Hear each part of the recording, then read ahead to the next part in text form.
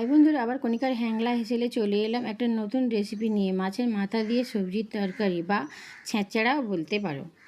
বন্ধুরা, তোমরাও বাড়িতে কম বেশি বানাও, কিন্তু আমি কিভাবে বানাবো সেটা তোমাদের সাথে শেয়ার করছি। সমস্ত সবজি কেটে পরিষ্কার করে গুছিয়ে নিয়েছি। আমি এখানে নিয়েছি কুমড়ো, বাঁধাকপি, পুঁই শাক, আর নিয়েছি আলু, পটল, মূলো, বেগুন, পেঁপে, গাজর, বরবটি, ঝিঙে আর চিচিঙ্গে। তোমরা তোমাদের পছন্দ মতন সবজি নিতে পারো। প্রথমে মাছের মাথাটায় পরিমাণ মতো নুন, হলুদ ও লঙ্কা গুঁড়ো দিয়ে মেখে রেখে দেবো। এবার কড়াইতে তেল গরম করে একে একে সমস্ত সবজি ভাজতে থাকবো। প্রথমে আলু ও কুমড়ো ভাজতে দেবো। অপরদিকে একটি পাত্রে পুঁই শাক ও বাঁধাকপি সেদ্ধ বসিয়ে দেবো।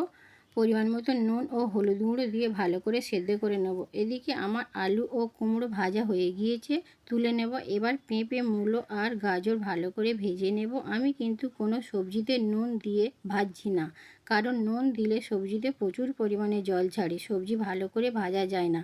পেঁপে, মূলো, গাজর ভালো করে ভাজা হয়ে গিয়েছে, তুলে নেব। বাকি সবজিগুলো আবার ভালো করে ভেজে নেব। আমার এখানে সমস্ত সবজি ভাজা হয়ে গিয়েছে। কড়াইতে পরিমাণ মতন তেল দিয়ে মাছের মাথাটা ভালো করে সময় নিয়ে ভেজে নেব। মাছের মাথাটা ভাজা হয়ে গিয়েছে, তুলে নেব। এবার কড়াইতে পরিমাণ মতন তেল দিয়ে ফোড়নে দেব তেজপাতা, একটা শুকনো লঙ্কা আর 5 ফোড়ন।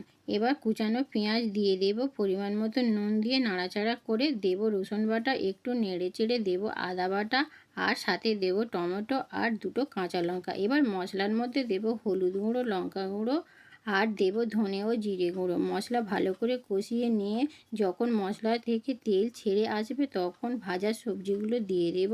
একটু নাড়াচাড়া করে সেদ্ধ করা পুঁই শাকটা দিয়ে দেব।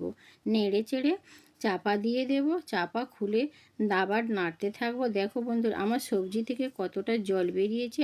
আর কোনো জল দেব না, এই সবজির জলে সবজি সেদ্ধ হয়ে যাবে। এবার আমি যে মাছের মাথাটা ভেজে রেখেছিলাম সেটাও দিয়ে দেব। এবার আস্তে আস্তে নাড়তে থাকবো। আমার তরকারিটা হয়ে এসেছে। এবার দেব 1 চামচ চিনি, দিয়ে নেড়ে চেড়ে শেষে একটু গরম মশলা দিয়ে নামিয়ে নেব। বন্ধুরা, এই মাছের মাথা দিয়ে সবজির তরকারি তোমাদের কেমন লাগলো? তোমরাও বাড়িতে ট্রাই করো আর আমাকে কমেন্টে জানিও। আমার এই রেসিপিটা দেখার জন্য তোমাদের অনেক অনেক ধন্যবাদ।